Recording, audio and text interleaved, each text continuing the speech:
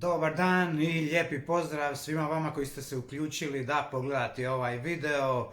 Ovog puta ući ćemo u malu analizu glavne borbe UFC-a 260 u kojem se bori naš Stipe Miocić protiv Francisa Ngannou'a. Kao što većina vas zna, ovo je revanš. Prvi meč se dogodio 2018. u prvom mjesecu, januaru, siječnju, kako hoćete. Znači od prvog meča je prošlo 3 godine. I kako većina vas zna, prvi meč je završio pobjedom Stipe Miocića, 5 rundi, sudačka odluka, potpuna dominacija i to je bilo jedno svojevrsno školovanje Francisa Ngannou'a, mogli bi se reći.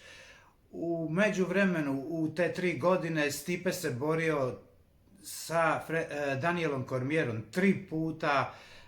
Francis Ngannou je imao 4 borbe i sve te 4 borbe nisu trajale duže od 2 minute. To su jako važni detalji za nas, pogotovo ako ćemo analizirati ovu borbu. Ono što se dogodilo u prvoj borbi je da je Francis Ngannou ušao u tu borbu sa namjerom da napravi ono što je napravio svim svojim protivnicima do tada, a to je bilo da bi nokautirao Stipu u najviše 2 minute, 3. Jer Francis Ngannou nije navikao da boravi u borbama duže od 1 runde ili eventualno 2 runde. Mislim da nije nikad ni prošao duže od 2 runde prije toga. Jedino što mu se dogodilo nakon Stipe, to je bila borba sa Derrickom Lewisom u kojem se borio 3 runde. To je bila, kažu, najdosadnija i najneaktivnija borba u povijesti UFC-a. Ali o tome kasnije. Znači, Francis Ngannou je ušao u tu namjeru kako bi Stipu nokautirao kao i sve svoje protivnike i Stipe je to naravno znao. Znao je da Ngannou ima ogromnu snagu, ogromnu moć da vas nokautira i tako da je Stipe odlučio tu borbu da odvede u parter, znači u hrvanju u kojem Stipe ima izuzetnu vještinu. I mislim da je Stipe u međuvremenu u ove 3 godine tu vještinu još više isprofilira, još više izbrusija i da će još biti bolji u tom hrvanju nego što je bio prije 3 godine. Zašto? Zato što se Stipe borija, kako što smo rekli, u zadnje 3 godine 3 puta sa Danielom Cormierom. U prvoj borbi nije bilo hrvanja, to je i logično, jer ta borba je jako kratko trajala. Stipe je bio nokautiran u prvoj borbi, u prvoj rundi. To je bilo dosta šokantno, pogotovo za sve nas koji navijamo za Stipu, jer to niko nije očekivao. Ono što je i Joe Rogan rekao i što je reklo dosta ljudi, ja smatram da je to istina.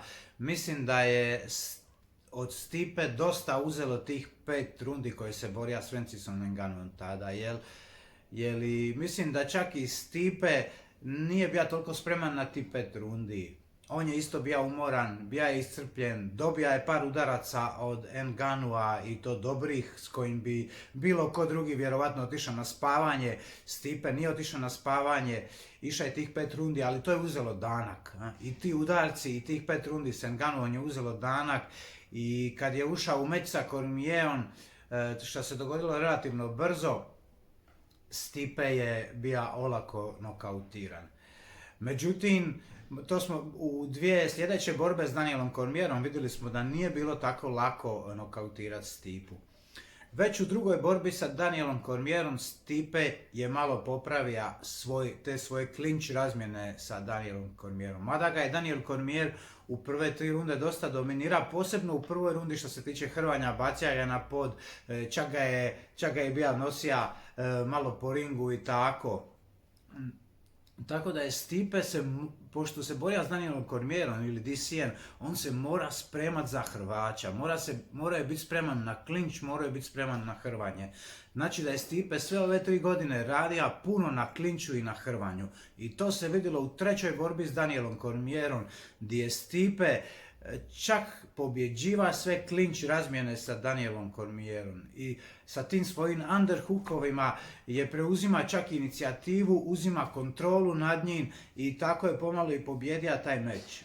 Tako da definitivno možemo reći da je Stipe puno napredovao u ove zadnje 3 godine, baš zbog toga što ima takvog protivnika kao što je DC. Jer DC, da ne zaboravimo, je jedino pobjeđen od John Jonesa i od nikoga više. Znači DC je definitivno respektabilan protivnik i čovjek s kojim ako se borite možete puno naučiti i dobro se trebate pripremiti za jednu vrstu takvog borca. Tako da ja mislim da je Stipe iz svega toga jako profitira, posebno zato što je pobjedio zadnje 2 borbe i što je ostao svjetski prvak. Sad, Francis Ngannou.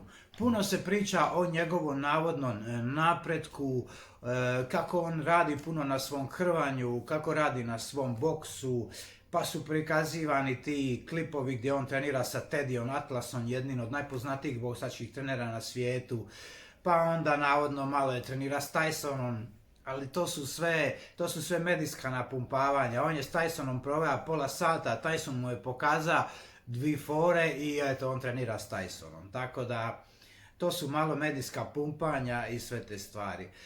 Navodno Kamaru Usman isto trenira s njim i radi na njegovom hrvanju i to je vjerovatno istina i vjerovatno mu Kamaru Usman pomaže, su oni oboje porijeklom Afrikanci, tako da možemo razumjeti tu neku bratsku pomoć i ideju da ga se podrži i da se poboljša njegovo hrvanje. Sad, ja vjerujem da definitivno Francis Ngannou, pošto je on i promijenio tim, promijenio je trenera, više nema tog istog trenera iz Pariza koji ga je prihvatio ka beskućnika i koji ga je u biti doveo do UFC-a i do svega toga. Francis Ngannou je napustio tog trenera i sad trenutno trenira u Extreme Couture u Americi, u Las Vegasu, gdje postoji puno izvanrednih boraca, gdje postoje odlični treneri, odlični uvjeti i to je, ja vjerujem da je to definitivno puno bolje za Francisa Ngannou'a. I sama ta ideja da je smješten u Americi, da je tamo, znači na izvoru, što bliže UFC-u, što bliže tim borbama i svemu, to je za njega super ideja i to je odličan move, što bi se reklo, za njegovu karijeru. Sad, to što on sve trenira i što sve radi na svojim treninzima, koliko će to biti moguće implementirati u borbu, to je nešto drugo. Jer mi do sad nismo to ništa vidjeli od Francisa Ngannou'a. Niko sa njim do sad nije hrvao osim Stipe. Čak i Curtis Blades, koji je inače hrvač, nije stigao do toga da bi hrva sa Francisom Ngannou'om. Svi drugi su to bili manje više stand-up borci. Imali ste to Jorzinja Rozenstrajka kojeg je ovaj nokautirao, ne znam, 10-20 sekundi. Samo se zaletija, na njega razmaha se dok ga nije pogodio s jednim udarcom i to je bio kraj. Onda ste imali Juniora dos Santosa koji je isto onako krenija u otvorenu razmjenu sa Francisom Ngannou'om, da bi u jednom trenutku čak okrenija i leđa i u tom trenutku kad je okrenija leđa dobija je udarac sa strane s kojim je bio ošamućen da bi ga ovaj na kraju ground and pound završio i tako dalje. Cain Velasquez isto nije došao do toga da bi rušio ovoga Francisa Ngannou'a. Ovdje pokušaje, ali u tom pokušaju je bio nokautiran, tako da nije došlo ni do toga. Znači mi od tog hrvanja, grapplinga, od tog takedown defensa, znači obrane od rušenja od Francisa Ngannou'a nismo vidjeli ništa. Ja vjerujem da ako je išta on mogao poboljšati konkretno, da je to ta obrana od rušenja i da ako je radio na tome, a sigurno je, mislim da će tu biti Stipi otežan posao, da će biti malo teže srušiti Francisa Ngannou'a. Ali što se tiče samog hrvanja i grapplinga, to se najteže uči. Ljudi treniraju hrvanje cijeli život. Evo vidite Khabiba. Khabib, on trenira hrvanje cijeli život da bi bio danas to šta je u MMA-u i u samom hrvanju. Kamaru Usman isto trenira hrvanje cijeli život. Stipe isto trenira od svojih college dana. Znači, to su ljudi koji cijeli život treniraju hrvanje. I hrvanje, to svaki čovjek koji je trenira hrvanje i koji trenira MMA i zna koliko je teško implementirati te grapplerske i hrvačke vještine u svoju borbu. U realno kad izađete u oktagon ili u ring, koliko je to izazovno za implementirati u samoj borbi. Naravno, na treningu je druga stvar. Vi na treningu učite stvari, učite poluge, učite hrvačke zahvate, stvari poput toga i na treningu to još i ide.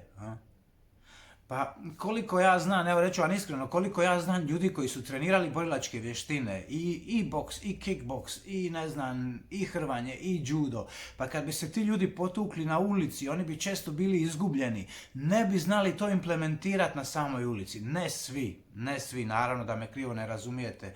Ima sam ja isto puno prijatelja i ljudi i sam bio takav koji je zna implementirati te stvari na ulici, koji je zna završiti, kad bi došlo do toga, naravno, mada ja to nikome ne preporučujem i nikome ne želim da te stvari implementira na ulici, ali samo ovo govorim čisto kao jedan point, čisto da bi nam bilo jasnije, stvari u borbi treba stvarno implementirati, treba ih u realnosti primijeniti. Koliko će to Ngannou znati primijeniti, to ćemo tek vidjeti, jer taj čovjek nikad nije bio u ringu duže od 1-2 runde.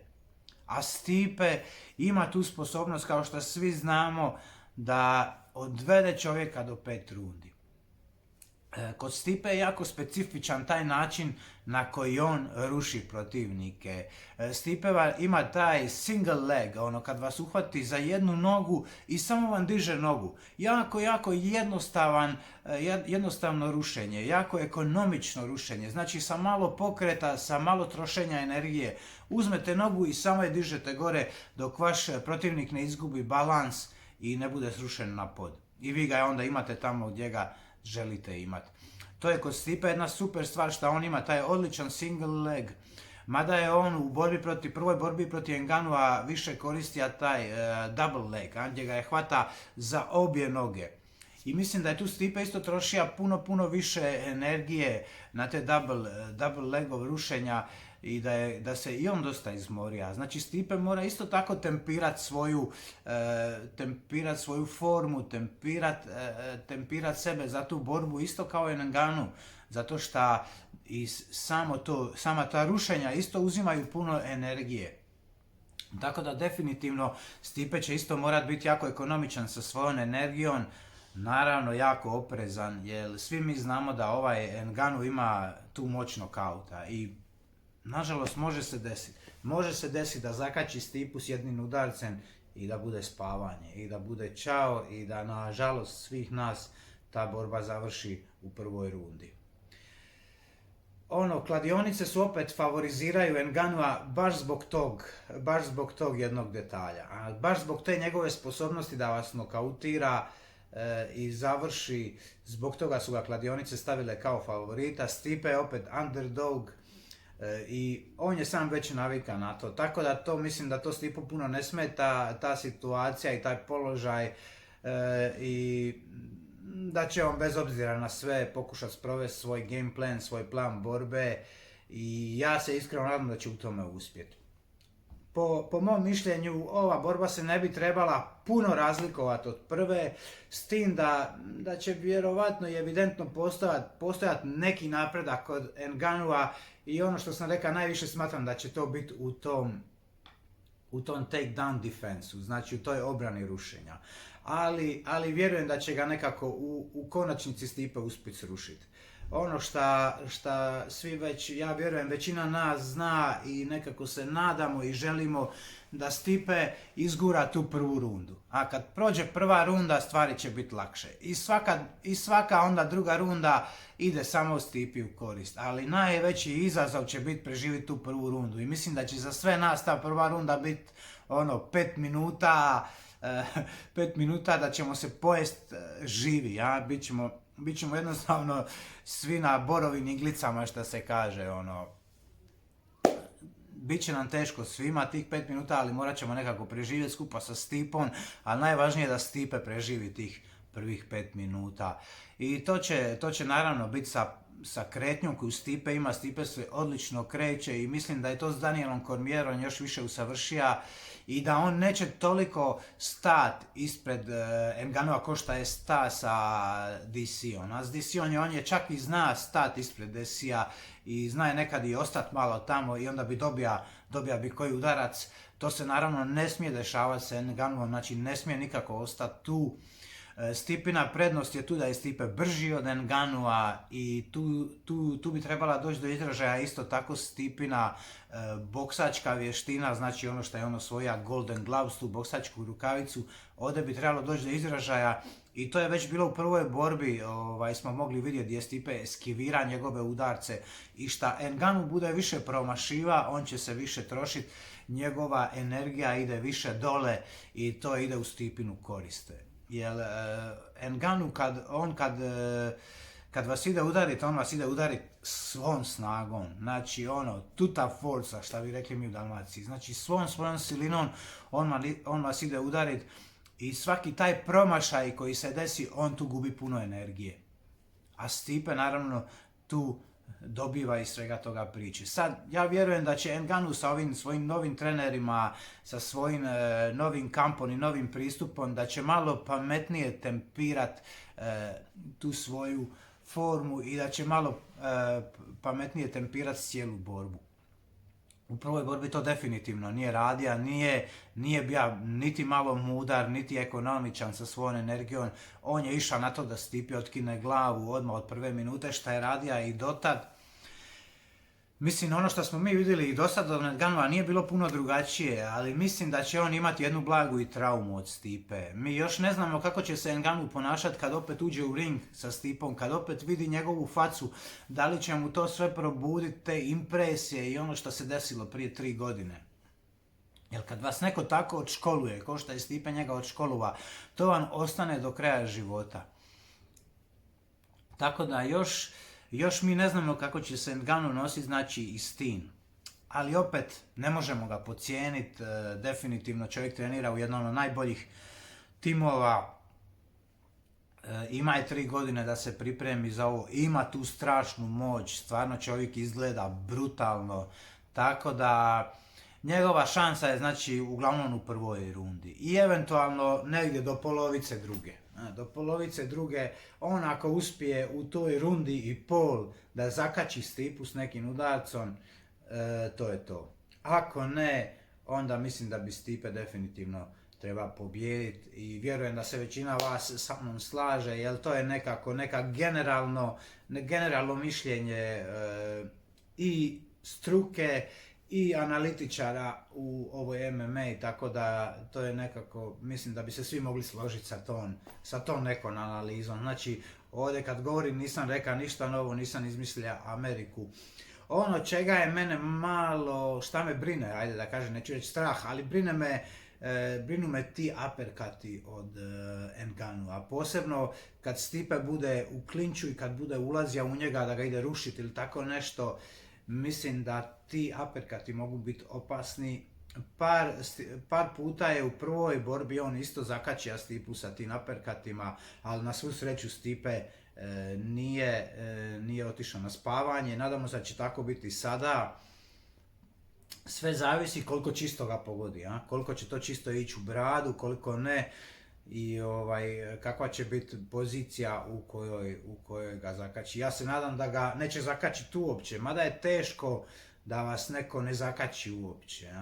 To je jako teško da prođete bez iti jednog udarca. Ja se to stvarno iskreno nadam da će Stipe nekako znat se postaviti, znat se kreta. Dosad je pokazao i Stipe i njegovi treneri su pokazali da imaju izuzetno odlične game planove, znači da odlično pripreme borbu. Stipe se pokazao kao jako inteligentan borac, znači taj borilački IQ, ta inteligencija u oktagonu se dosad pokazala da je na Stipinoj strani, da Stipe izuzetno dobro pronalazi rupe u igri protivnika, tako da ja nekako vjerujem stvarno da će Stipe pobijediti. I imam takav osjećaj da bi treba pobijediti, ali eto, kažemo, protiv ovakvog borca kao što je Ngannou, jako teško je davati bilo kakve predikcije, bilo kakve analize, ali ono što je generalno mišljenje je da Stipe treba preživjeti rundu i pol i da je onda borba njegova. Isto što mi se čini da bi se moglo promijeniti u odnosu na prvu borbu, mislim da bi Ngannou, bez obzira što tu riskira rušenje, mislim da bi Ngannou u ovoj borbi mogao malo više forsirati leg kickove ili calf kickove. Znači da bi moglo biti više ti low kickova s kojim bi on tija ugrozit Miocićevo kretanje. Znači da mu malo napadne tu stajaću nogu i da mu je malo pomalo onesposobi, tako da Stipe bude šta nepokretljiviji, da bude šta lakša meta za njegove udarce. Ima neki špurius, što bi se reklo, neki osjećaj da bi Ngannou moga koristiti te calf kickove u ovoj borbi, kako bi usporija Miocića. Vidit ćemo, mislim da Steen isto se dosta izlaže takedownu, znači rušenju, ali možda su našli neki način kako da to radi i da održi distancu i da se sačuva od rušenja. Eto, vidit ćemo, stvarno jako intrigantna borba. Ja osobno sam stvarno uzbuđen sam, znam da će mi srce lupat ko ludo u nedjelju ujutro. Vjerujem i mnogima od vas, ali evo, poželimo našem Stipi sve najbolje. Stipe, neka te sva sreća prati, neka Bog bude uz tebe i evo, ja vjerujem da je cijeli Balkan u Stipu Miocića. Idemo Stipe do nove pobjede, da pokažeš da si GOAT, da si najveći teškaš u povijesti UFC-a. I ono što je još najzanimljivije od svega, ako Stipe pobjedi ovu borbu, čeka ga borba s John Johnson i to bi bila jedna od najlegendarnijih, jedna od najvećih borbi, ja vjerujem, u povijesti UFC-a. Mada oni svaku borbu promoviraju kao najveću u povijesti, mislim da bi ova definitivno bila velika borba, jer tu dolazi John Jones koji je najveći borac ikad, definitivno u poluteškoj kategoriji, i sada imamo Stipu koji je trenutno u ovoj eri najveći teškaš definitivno, i ako uspije pobijediti, to bi bila za Stipu velika stvar da se bori protiv John Jonesa. I mislim da nakon te borbe sa John Jonesom da onda definitivno može otići u zasluženu mirovinu. Eto, nadamo se da će do toga stvarno i doći, da neće biti Ngannou taj koji će se boriti protiv John Jonesa, mada bi i to bila intrigantna borba, ali mi je ne želimo gledat. Ne, mi želimo gledat borbu Stipe Miocića sa John Johnson.